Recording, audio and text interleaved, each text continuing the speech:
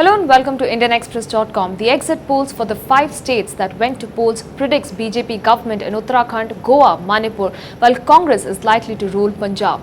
The Saffron Party, however, is expected to fall short of majority in Uttar Pradesh.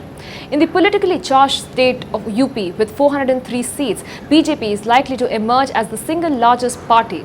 According to exit polls, BJP is likely to get around 180 to 201 seats. The survey has predicted that the alliance forged by the Samajwadi Party and the Congress will get around 110 to 130 seats.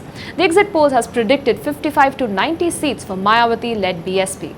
In the state of Punjab, which has around 117 seats, the exit polls predicts Congress as a clear winner with around 40 to 70 seats, followed by the Aadmi Party, which is likely to make its presence felt by winning around 40 to 67 seats.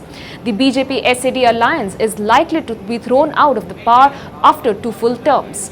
In Uttarakhand, which is 70 seats, it seems people have voted against the Harish Rawat's Congress government as the exit polls predicted a clean sweep by the BJP, which is expected to get around 46 to 53 seats.